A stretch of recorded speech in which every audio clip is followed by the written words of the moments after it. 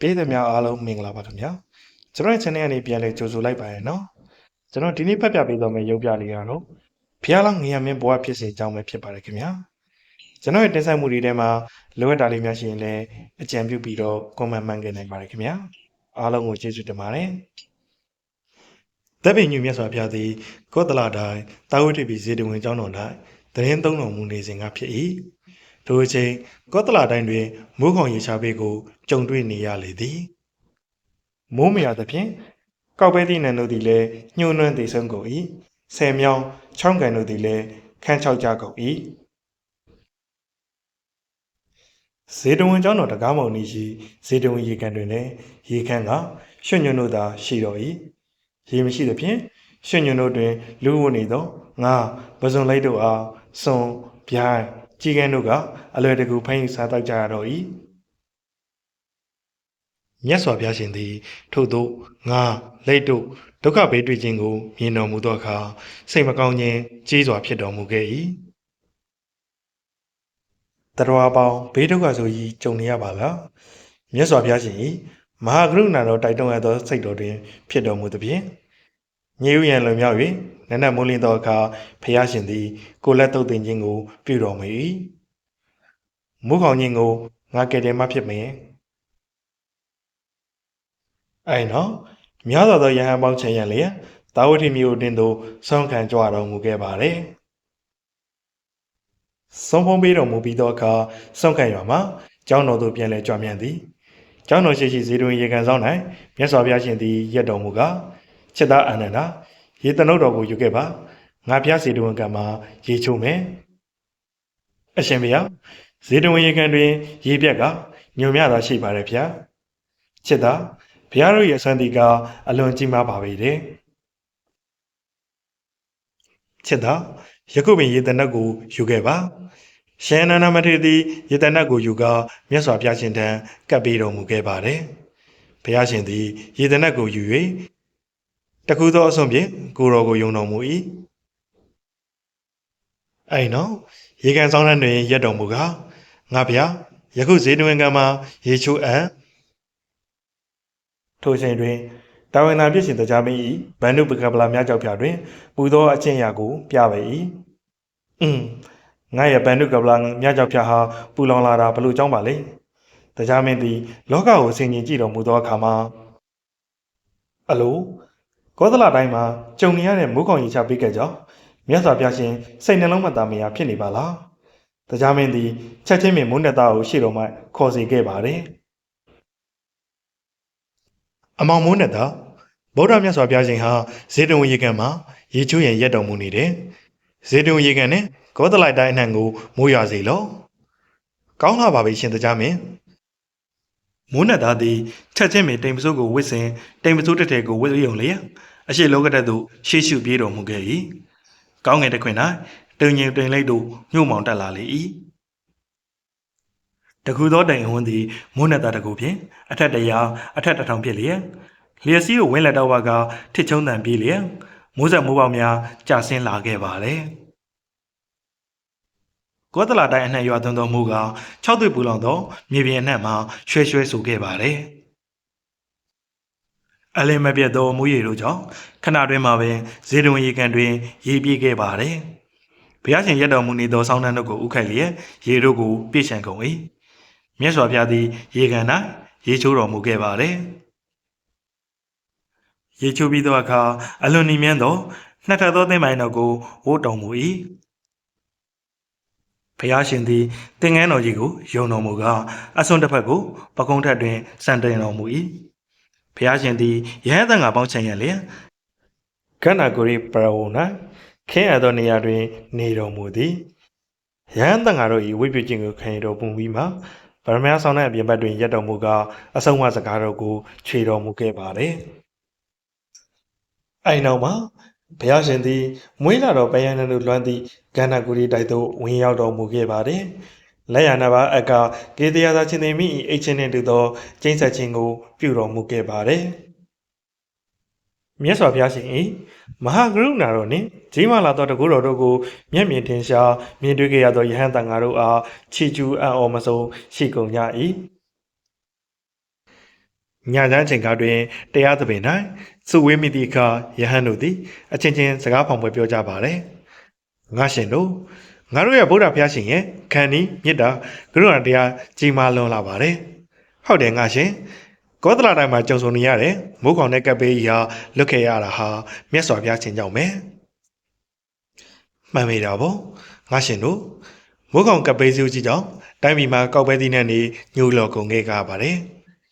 ဆယ်ကန်တွေလည်းခန်းချောက်ကုန်ရခဲ့ပါတယ်ငါ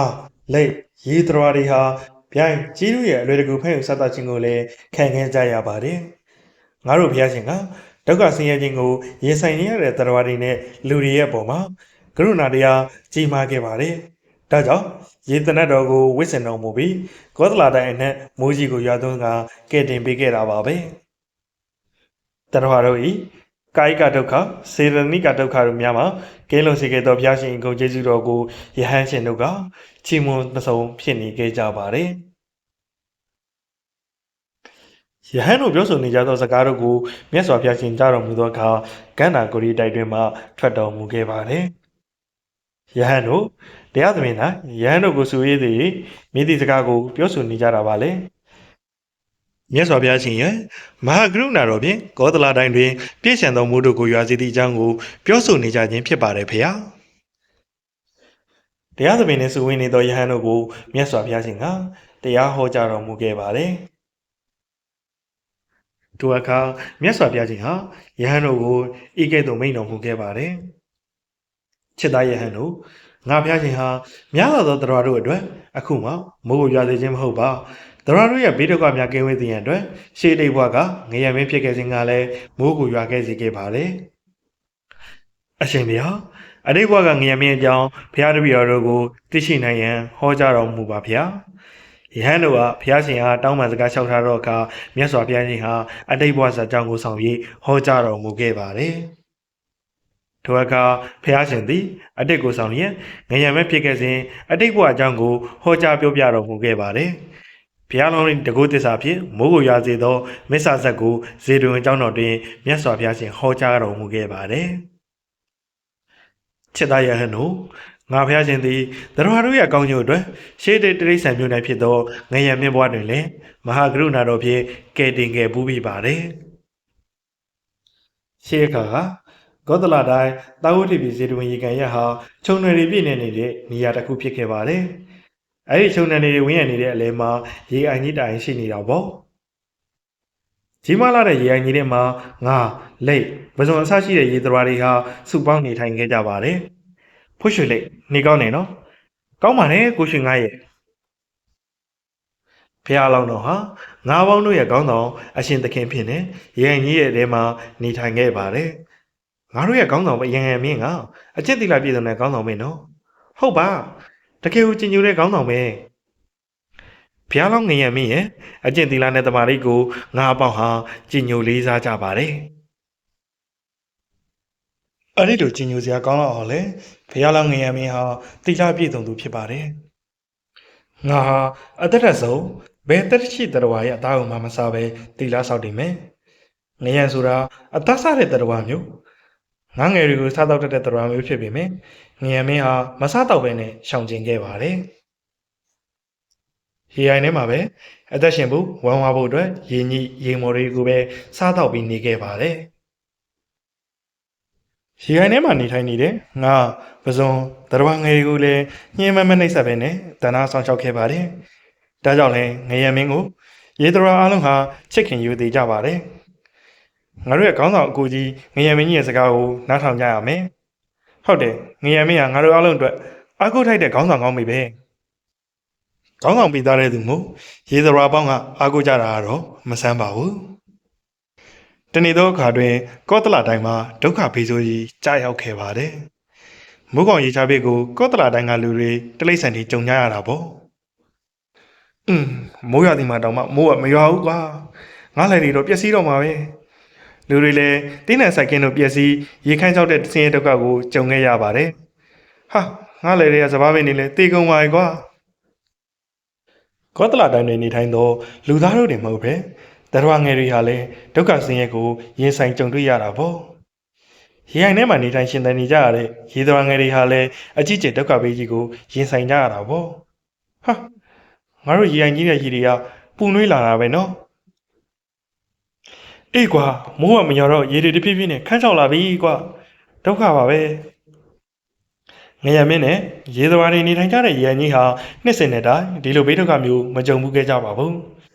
ကြီးမားလာတဲ့ရေအိုင်ကြီးဟာຫນွေမိုးဆောင်300တိပတ်လုံးကြည်လင်တဲ့ရေနဲ့အပြည့်အဝရှိနေခဲ့ပါတယ်မိုးရွာစီဆိုရင်ပြပြဝဝရွာချတဲ့မိုးတွေကြောင့်တစ်နှစ်ပတ်လုံးရေမခန်းချောက်ခဲ့ပါဘူးဒီနေ့ဖောက်ပြန်တဲ့ရာသီဥတုကြောင့်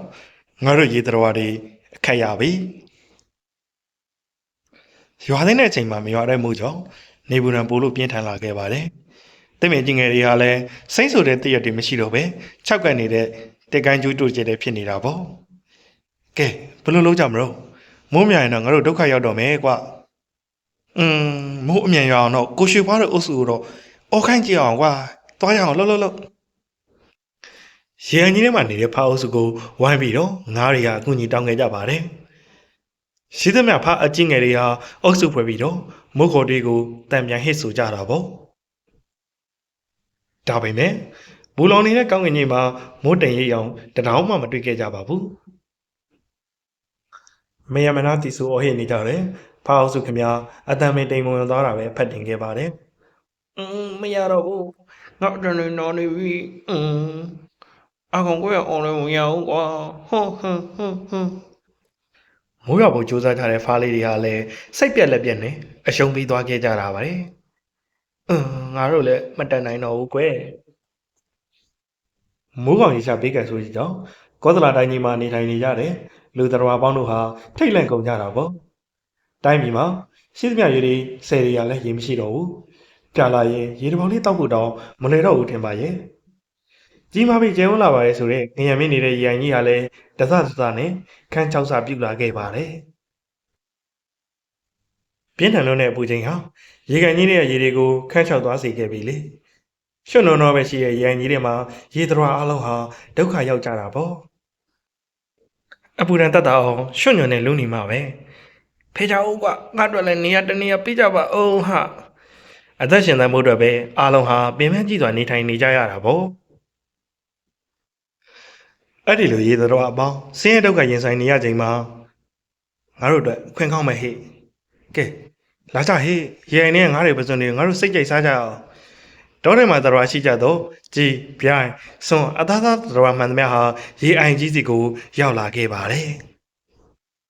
ကြည်စမ်းရေမရှိတော့ငါးတွေဘာမှမတက်နိုင်တော့ဟေ့စားကြရေမရှိပဲရွှွညွန်တို့သာရှိနေတဲ့ရေအိုင်တွေကသရဝါတွေကိုငှက်တွေကစိတ်ကြိုက်စားတော့ကြတာပေါ့ကဲလာစမ်းတကောင်အရသာရှိပါကွာပေါ်လိုက်တဲ့ငါးတွေစိတ်ကြိုက်ရေးစားရုံပဲကွာ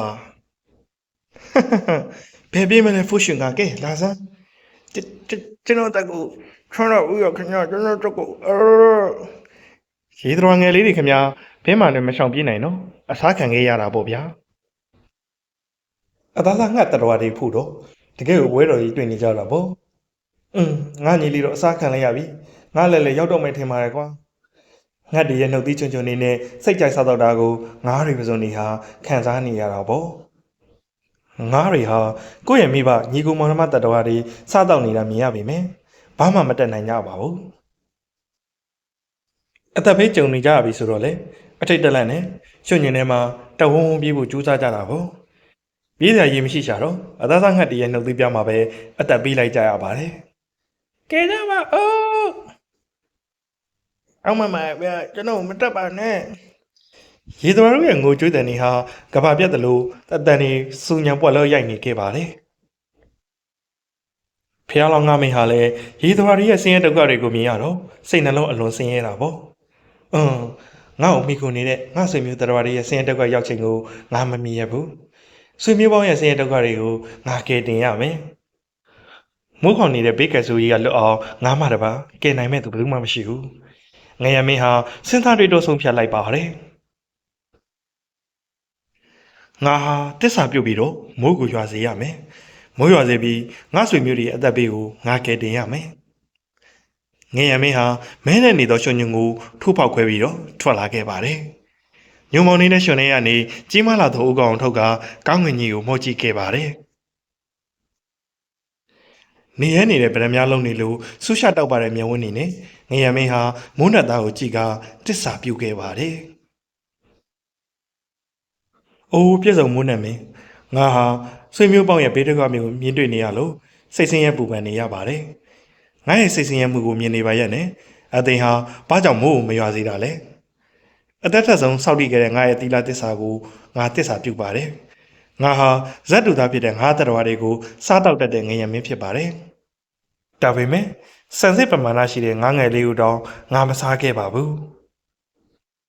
ငါဟာဇက်တူသားငါငယ်ကိုမဆိုထားနဲ့အခြားသောတက်ရှိတော်တို့ကိုလည်းငါမတတ်ခဲ့ဘူးပါဘူးမှန်ကန်သောငါရဲ့တစ္ဆာစကားကြောင့်မိုးကိုရွာစီပါမိုးနဲ့မင်းအသက်ဘေးတင်နေသောငါဆိုမျိုးရေးတော်တွေကိုတင်ခဲ့တယ်မှာလို့တိတ်လာရှိသောငါခန်းစားနေရတဲ့စိတ်ဆင်းရဲပူပန်ခြင်းကလွတ်ချင်ပါတယ်မိုးနဲ့မင်းတိတ်လာမြင့်မြတ်သောငရဲမင်းရဲ့စကားကြောင့်မိုးနံမင်းဟာချက်ချင်းထွက်ကဥခိုက်ရှိကိုခဲ့ပါတယ်။အိုးတီလာမဲသောငါမင်းအသင်ရဲ့တီလာတကုတ်ကိုကျွန်ုပ်ပူဇော်ပါတယ်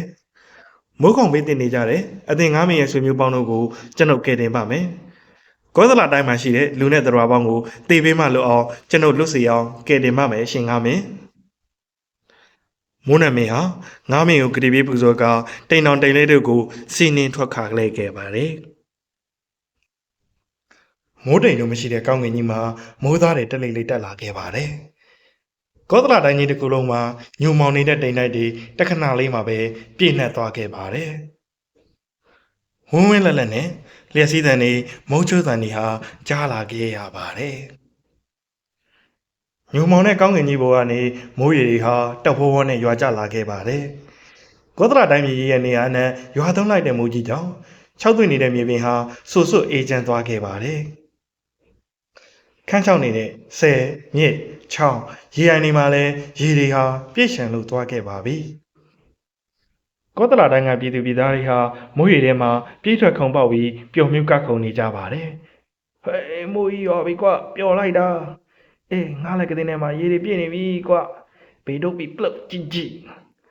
မိုးများလို့ညွှန်နေတဲ့သီးနှံဆိုင်ခင်းတွေဟာဆူဆွတ်အေးချမ်းသွားခဲ့ပါတယ်တတိုင်းပြည်လုံးမိုးကောင်ရေးချတဲ့ကပ်ဘေးကြီးဟာလွတ်ကင်းသွားခဲ့ကြတာပေါ့လူတွေမကောက်ဘူးမိုးမြောင်လို့ဒုက္ခပေးတွေ့နေကြတယ်တတော်တွေဟာလည်းပျော်ရွှင်ကြတာပေါ့ခုမှပဲအေးချမ်းချမ်းရှိသွားတော့ကိုနွားရဲ့အရသာရှိလိုက်တဲ့မိုးရေတွေကိုငါတို့တောက်ဖို့ပြည့်စုံသွားပြီကွတေးပေးကြုံနေရတယ်ရေကန်ကြီးရဲ့ရေတတော်တွေဆိုပျော်မြူးလို့မြူးထူးကွာကုန်ကြတာပေါ့ဟေးမိုးကြီးရွာပြီကွရေတစ်စက်မှမရှိပဲရွှွညွနေပဲရှိတဲ့ရေအိုင်ကြီးဟာမိုးရွေတွေနဲ့ပြည့်ချံသွားတာပေါ့အသားသားငတ်တွေကလည်းမိုးကြီးရွာလိုက်လို့မို့ငါးပစုံတွေကိုမစားနိုင်တော့ပဲပြန်ပြေးကြတာပေါ့တွားပြီငါးတွေရေထဲကုပြေကုန်ပြီဟေ့မြားရယ်ငါမတ်မနေနဲ့ကိုယ်တိုက်ကိုယ်သာမြန်ရောက်အောင်ပြေးပါတော့လာကြလေငါ့ဆုပ်တွေရေတွေကငါတို့ကိုမိအောင်ဖမ်းစမ်းပါကွငဲ့ငဲ့ငဲ့ငဲ့ငဲ့ငါတို့အသက်ဘေးကိုကဲတင်ခဲ့ကြတယ်ငါမင်းကြီးကိုကျေးဇူးတင်ရမယ်ဟေ့ဟုတ်တယ်ငရမင်းကြီးရဲ့တိစ္ဆာတကူကြောင့်ငါတို့အသက်ဆက်ရှင်တိုင်ရတာရေအိုင်ထဲကရေတော်အားလုံးဟာတီလာတီမြဲတယ်ငရမင်းကြီးကိုပို့လို့ကြည်ညိုရေးလေးသားခဲ့ကြပါတယ်ငါမင်းကြီးကတိစ္ဆာတကူအစွမ်းနဲ့မိုးနံမင်းကိုမိုးရအောင်စေခိုင်းခဲ့တာ哦အိုးငါအပေါင်းတို့တင်တို့တေးပေးတင်ပျက်စီးနေတာကိုမြင်ရရင်ငါရဲ့စိတ်နှလုံးမှာပူပန်ဆင်းရဲရပါတယ်ငါရဲ့ဆွေမျိုးတွေဖြစ်တယ်အသင်တို့ရဲ့ဒုက္ခဆင်းရဲကလွတ်အောင်ငါသစ္စာဆိုပြီးတော့မိုးကိုရွာစေခဲ့တာပဲအရှင်ငါမင်းကြီးရဲ့သစ္စာတကူကိုကျွန်တော်တို့ရေတော်ပေါင်းမြင်တွေ့ခဲ့ရပါတယ်တီလာတကူကြီးမှတော့အရှင်စိတ်ခိုင်းတဲ့နိုင်မိုးနမင်းဟာပူဇော်လို့ဆောင်ပေးခဲ့ရပါတယ်အရှင်ငါမင်းဟာကျွန်တော်တို့ရဲ့အကောင်းဆောင်အရှင်သခင်ပါကျွန်တော်တို့ဒီရေတော်အားလုံးရဲ့ကယ်တင်ရှင်အရှင်သခင်လည်းဟုတ်ပါတယ်ရေအိုင်ကြီးထဲမှာနေထိုင်ကြတယ်ငါးပေါင်းနေမကပဲရေတော်အားလုံးကငါးမင်းကြီးကိုပူဇော်ဥခိုက်ကြတာပေါ့တကယ်တော့ငါးမင်းကြီးရဲ့တစ္ဆာတကူဟာတရားလေးတာမကပဲလူတွေကိုလည်းကယ်တင်နိုင်ခဲ့တာပဲရေမချိုးရတာကြာပြီအခုမှအားရပါရချိုးရတယ်ဟေးကောသလတိုင်းပြည်ကြီးတစ်ခုလုံးမိုးခေါင်နေတဲ့ဘေးဆူကြီးကလွတ်ခဲ့တာပဲမဟုတ်လား တစ္ဆာမိုးကြီးကြောင့်တိုင်းသူပြည်သားတွေဟာဒုက္ခဆင်းရဲကနေလွတ်ခဲ့ရပါတယ်ငါရဲ့ကောက်ပဲသီးနှံတွေအတွက်မိုးရေတွေအလုံလောက်ပဲဟေးငါလည်းထဲမှာပဲကြည့်လိုက်လေရေတွေမှဖွေးနေရပဲကွာငါဆန်ထဲမှာသီးနှံပင်တွေအကုန်လုံးစိမ့်သွသွားပြီဟေးပျော်စရာကြီးကွာရေခမ်းကြောက်ခဲ့တဲ့ရေအိုင်ကြီးတွေကငါးပစုံတွေအတွက်တော့အသားစားငတ်တွေစားတော့တဲ့ဘေးကလွတ်ကင်းခဲ့တာပေါ့ရေမရှိဘဲနဲ့ခမ်းချောက်နေတဲ့ရေအိုင်ကြီးဟာများပြားလာတဲ့ရေတွေနဲ့ငကိုတိုင်းပဲကြီးကြီးလင်းလင်းပြည့်ရှံနေခဲ့တာပေါ့ရေသရဝပေါင်းဟာလည်းထိတ်လန့်ကြောက်ရွံ့မှုတွေမရှိတော့ပဲပျော်ပျော်ကြီးနေသွားကြချာရပါပြီဖိုးရှိလေးထူဘီဟေ့အမဲကိုရှင်ညငါရေမော်ထဲမှာပုန်းနေတာကိုတွေ့ဦးမရေသရဝပေါင်းအရင်ကလိုပျော်ရွှင်အေးချမ်းသာနေနေတာကိုမြင်နေရတယ်ငါမင်းဟာလည်းကျင်းနဲ့ဝမ်းမြောက်နေတော့တယ်ငါဆွေမျိုးတော်တွေအန်ရကင်းဘေးရှင်းသွားကြပြီပဲခေါင်းဆောင်ငါမင်းပိသားစာနဲ့ငယ်သားရေတော်တွေကိုကယ်တင်ခဲ့တာဟာတစ္ဆာတကူကြောင့်ပဲနော်ဘုရားလောင်းငါမင်းဟာရေကန်ကြီးထဲမှာရှိတဲ့ရေတော်တွေကိုတနာကျင်နာစွာနဲ့အုပ်ချုပ်နေထိုင်သွားခဲ့ပါတယ်ငါမင်းကြီးကလည်းသူ့အသက်ကိုတက်ချင်းဆိုတဲ့တီလာကိုအသက်ထက်ဆုံးစောက်တီးသွားခဲ့ပါတယ်ငါရဲ့တီလာကိုတက်တက်တာလုံးတိဆောက်တော့မယ်ငါတို့ရဲ့ခေါင်းဆောင်ငါမင်းကြီးကတော့ကျင်ညူဖို့တိတ်ကောင်းတာပဲနော်ငါတို့ရဲ့အရှင်သခင်ငါမင်းကြီးလိုပဲငါတို့လည်းစူးစမ်းပြီးအတွေ့ယူကြရမယ်ဘုရားလောင်းငါမင်းကြီးဟာအသက်ထက်ဆုံးချိန်ထိတီလာမြင်းမြန်စွာနေထိုင်သွားခဲ့ပါတယ်ချစ်သားယဟန်တို့ငါဘုရားရှင်ဟာအတိတ်ဘဝကငါမင်းဖြစ်စဉ်ကလည်းသရဝါတို့ကိုကယ်တင်ခဲ့တယ်တစ္ဆာရတကူတော်နဲ့မိုးခေါင်နေတဲ့ကောသလတိုင်းကြီးကိုမိုးရွာသွန်းစေခဲ့ပါတယ်အခုလိုဘုရားရှင်ဘဝမှာလည်းသရဝါပေါင်းရဲ့ဆင်းရဲဒုက္ခကိုငါဘုရားကယ်တင်ခြင်းဖြစ်ပေတယ်ဘုရားရှင်သည်ဤကဲ့သို့အတိတ်ကိုဆောင်ကရှေးဘဝတစ်ခုမှငါမင်းအကြောင်းကိုဟောကြားတော်မူခဲ့ပါတယ်လူနဲ့တတ္တဝါပေါင်းတို့ကိုစောက်ရှောက်ဆုံးမတော်မူသည်တပည့်ညွှန်မြတ်စွာဘုရားရှင်သည်အထက်ပါမစ္ဆာဇက်ကိုယဟန်တော်တို့၏လျှောက်ထားမှုကြောင့်ဟောကြားတော်မူခဲ့ပါတယ်ယဟန်တို့သည်လည်းဖျားလောင်း၏တီလာဆွမ်းဖြင့်မိုးရွာစေသောအတိတ်ဇာတ်ကြောင့်ကိုနာကြားခွင့်တည်ခဲ့ရကြပါတယ်ဇက်တော်၏အဆုံးတွင်ဗုဒ္ဓဘုရားရှင်သည်ဇက်တော်ကိုပေါင်းတော်မူခဲ့ပါတယ်ယခုငါဘုရားရဲ့ပိဋကပေါင်းတို့ဟာထိုစဉ်ကရေအိမ်တွင်းရှင်ငါပေါင်းတို့ဖြစ်ခဲ့ပူပါတယ်ခြေသားအာနန္ဒာသည်ထိုဘွားကပြစ္ဆုတ်ပံမိုးနံမင်းဖြစ်ခဲ့ပူပါတယ်ငါဘုရားရှင်သည်ကငါမင်းဖြစ်ခဲ့ပူတဲ့ခြေသားတို့တရားအဆုံးတွင်ယဟန်ပိဋကပေါင်းတွေလည်းတရားထုတရားမြတ်ကိုစောင့်တည်ပိုင်ဆိုင်နိုင်ခဲ့ကြပါတယ်